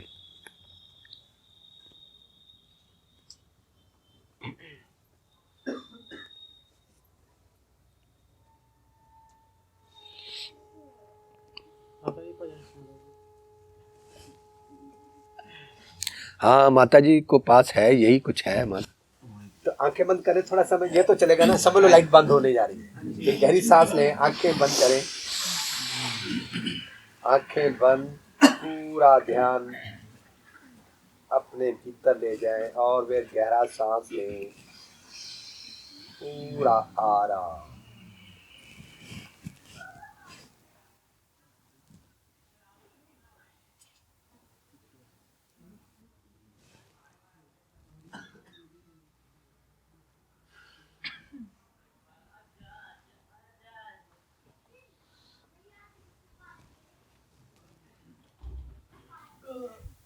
तिस गुरु को सिमरो सांस सांस, गुरु मेरे प्राण सतगुरु मेरे राम, गुरु का दर्शन देख देख जीवा, गुरु के चरण तोए तोए पीवा, दर्शन देख जीवा गुरु तेरा, दर्शन देख जीवा गुरु तेरा, पूरन करम होए प्रभ मेरा, पूरन करम होए प्रभ मेरा, यही बेनंती सुन प्रभ मेरे, यही बेनंती सुन प्रभ मेरे, देहना करे अपने चेरे, देखना कर अपने चेहरे, दर्शन देख जीवा गुरु तेरा, पूरन करम होए प्रभ मेरा, पूरन करम होए प्रभ मेरा। अपनी शरण राख प्रभ दाते, अपनी शरण, अपनी शरण, अपनी शरण राख प्रभ दाते, गुर प्रसाद किने विरले जाते, दर्शन देख जीवा गुरु तेरा, दर्शन देख जीवा गुरु तेरा, पूरन करम होए प्रभ मेरा, पूरन करम होए प्रभ मेरा। सुन बेनो प्रभ मेरे मीता, सुन बेनो प्रभ मेरे मीता, चरण कमल वसे मेरे चिता, नानक एक करे अरदास, नानक एक करे अरदास, विसर नाही पूरन गुण तास, विसर नाही पूरन गुण तास, दर्शन देख जीवा गुरु तेरा, दर्शन देख जीवा गुरु तेरा, पूरन करम होए प्रभ मेरा, पूरन करम होए प्रभ मेरा।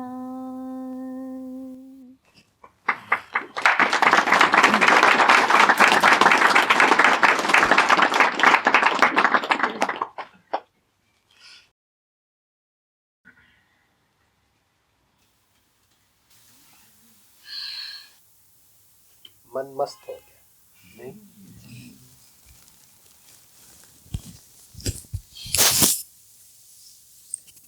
संगीत में बहुत ताकत होती है। बहुत ताकत।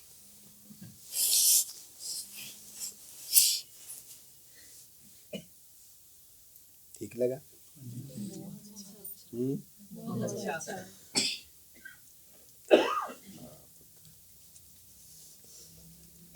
अगर अच्छा लगे ना लगे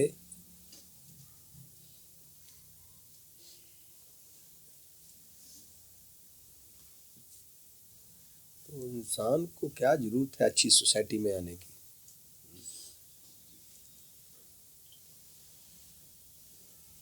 ये इसलिए अच्छा दिया है परमात्मा ने ताकि आप लोग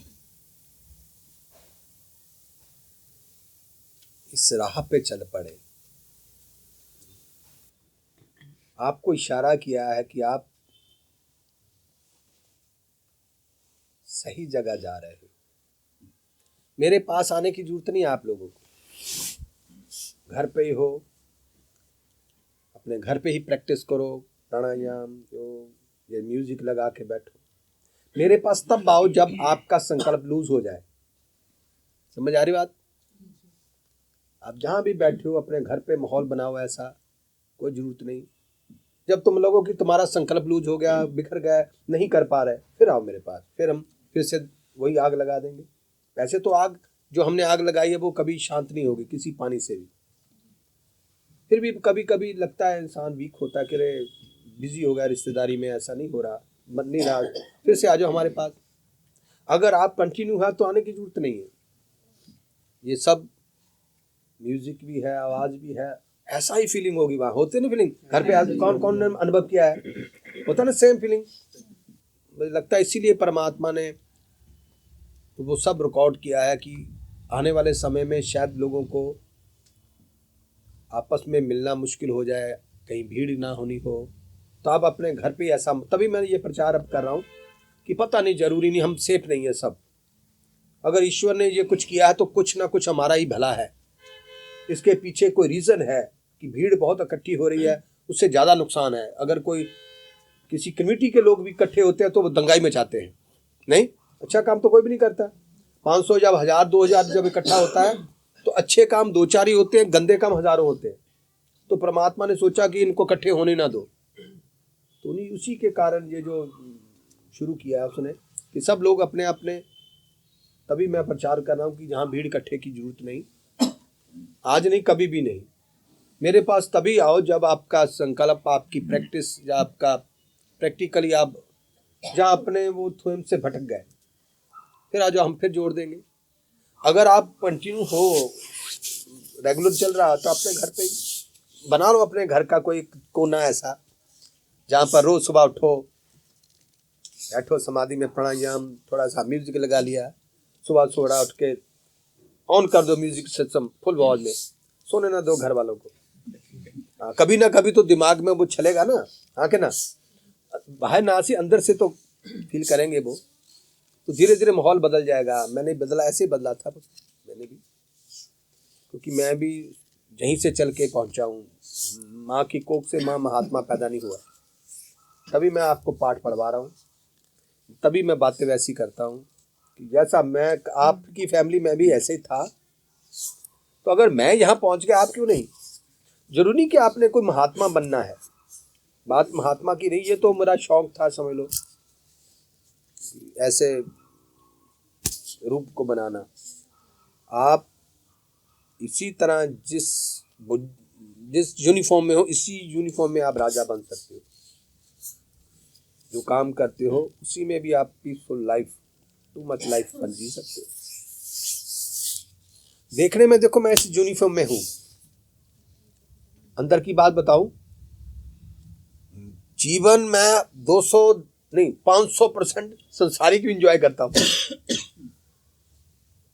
देखने में महात्मा हूं मैं, हरिजन महात्मा, पर मैं हर वो इंजॉय करता हूं जो लोग तुम भी इंजॉय नहीं कर सकते, वो भी करता हूं। चाहे वो घूमना फिरना हो, खाने पीने के लिए कोई परहेज नहीं खाने पीने में मेरा, मतलब वेजिटेरियन, नॉन वेज नहीं, वेजिटेरियन जो भी। तो कुछ लोग करते हैं अरे डाइट के लिए, अरे ये नहीं खाना वो नहीं खाना, मैं तो बस जो आ जाए रगड़ देता हूँ। कोई परहेज नहीं करता, पर समय देता हूँ अपने आप को, टाइम देता हूँ, सर कोई परहेज नहीं करता। सो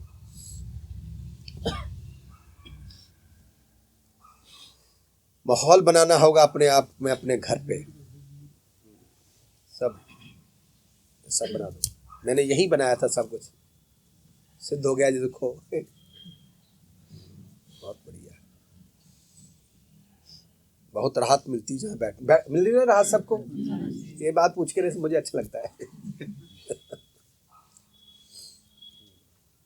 मैं अकेला भी बैठा होता हूँ, मैं बार बार इसको देखता हूँ, इसे देखता हूँ यहाँ।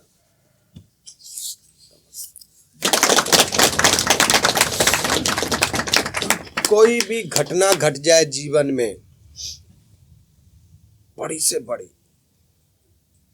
तुम्हारी लाइफ का वो एंड नहीं है, समझ लो अब उससे भी कई गुना ज्यादा कुछ मिलने वाला है। जितना बड़ा लॉस उतना बड़ा प्रॉफिट। याद रखना, वो कुछ लोग जब लॉस होता है उसे लगता है बस जीवन ही खत्म हो गया, अगर वो बर्दाश्त कर ले तो समझ लो अगला पल राज है, राज। तो वो जब क्षण आता है इंसान के जीवन में लॉस आला, बर्दाश्त नहीं होता, फिर वो जहाँ ड्रग्स ले लेता है, जहाँ सुसाइड कर लेता है, अपने आप को ही खत्म कर देता है। अगर उसे ये प्रकृति के सीक्रेट रेस की नॉलेज हो जाए कि नहीं, ये क्षण जो हुआ है, अगला पल कुछ और है, जीवन खत्म नहीं है।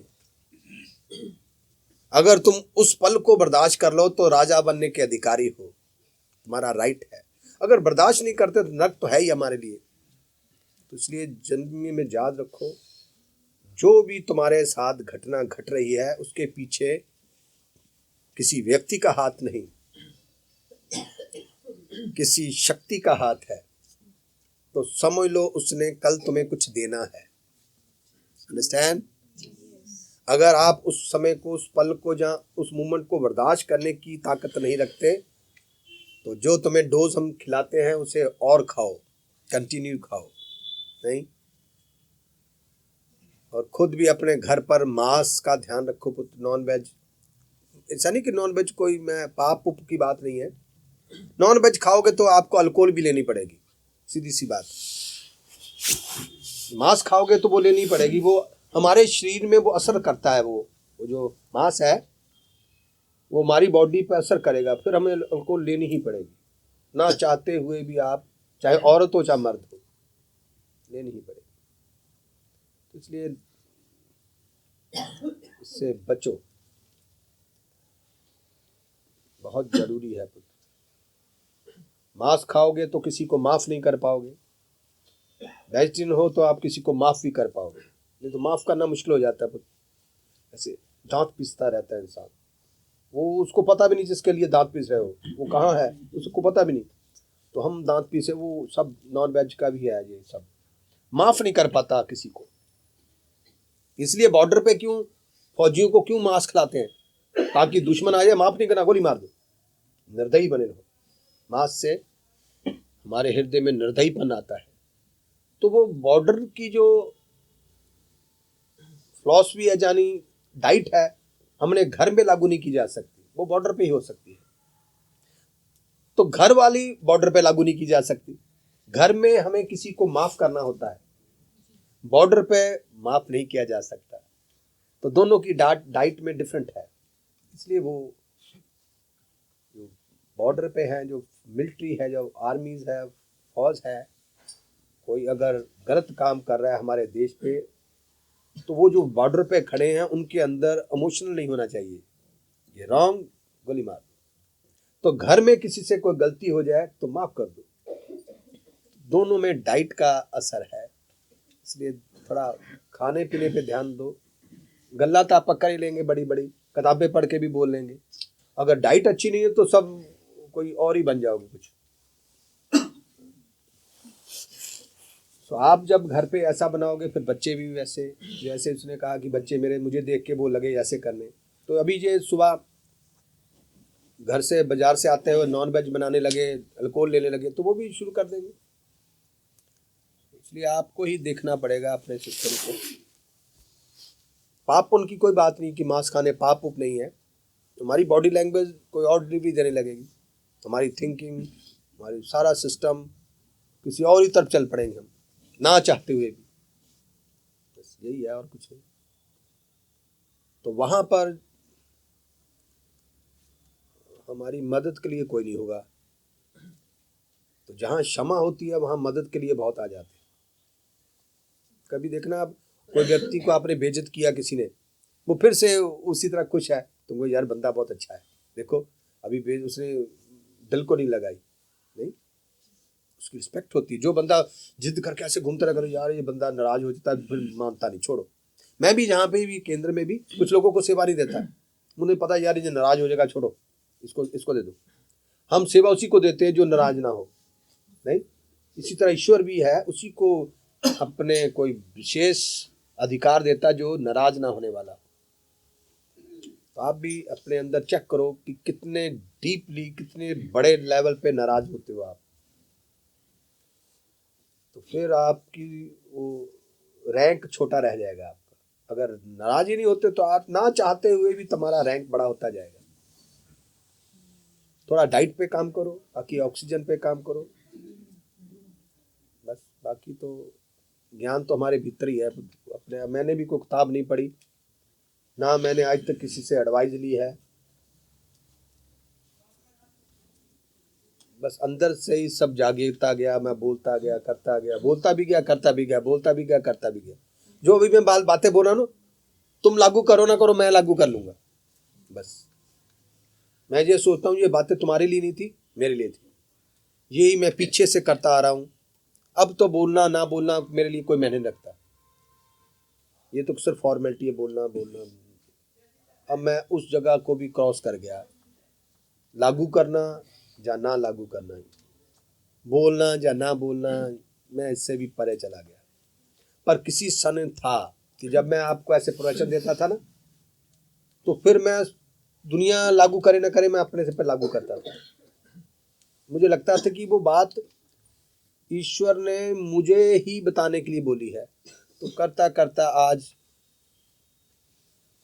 डायलॉग भी कोई मैंने नहीं रखता, कुछ नहीं मैंने रखता, पर आपके लिए अभी मैंने रखता है। जी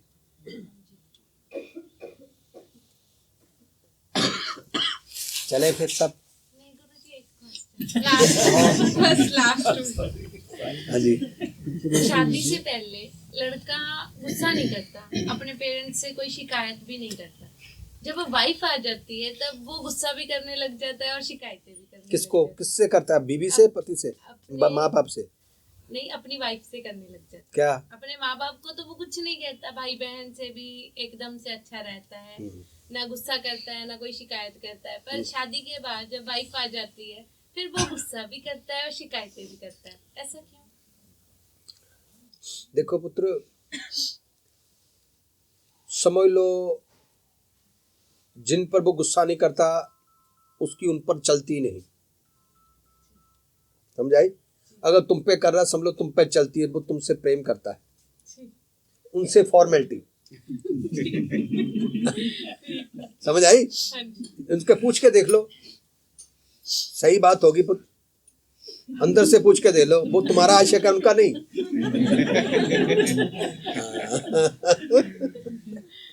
ये बात है पुत्र, कुछ इंसान जाहिर नहीं कर पाता। मर्द जो होता है ना पुत्र, सिर्फ इश्क मर्द को ही होता है, औरत को कभी इश्क होता ही नहीं। ये भी थोड़ा अटपटा सत्य है। औरत को कभी प्रेम नहीं होता पुत्र। औरत, मर्द मर जाए, औरत हजारों साल जिंदा रह सकती है। औरत मर जाए, मर्द 6 महीने से ज्यादा जिंदा नहीं रह सकता, मर जाएगा, क्योंकि इश्क हमेशा मर्द को होता है। औरत हजारों से इश्क करती है, कभी माँ, कभी जीजा, मेरी बहन, मेरी जीजा, यही नजर आने वाली। जो पति होता है ना मर्द, उसे सिर्फ अपनी बीवी ही नजर आती है। समझ आई बात? उसका किसी के साथ कोई इश्क नहीं होता। तो जब बीवी घर आए, पति उसके मुस्कुरा के वेलकम करे, लो जी खाओ बैठो जी, पति की क्या मजाला कि इधर उधर चले जाए। आगे ना, बीवी की मुस्कुराहट माँ से मुस्कुराहट से अच्छी होती है पुत्र। माँ हंस के मिले, आ मेरा पोता, आ मेरा पोता, मजा नहीं आऊगा।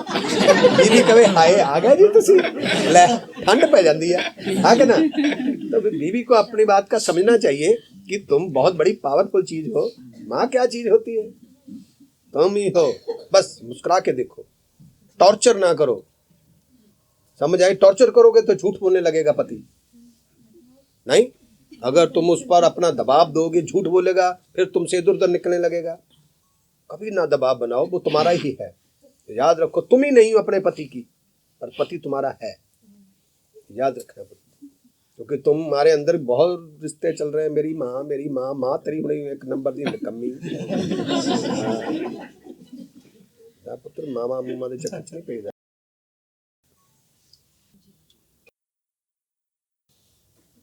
चले फिर सब।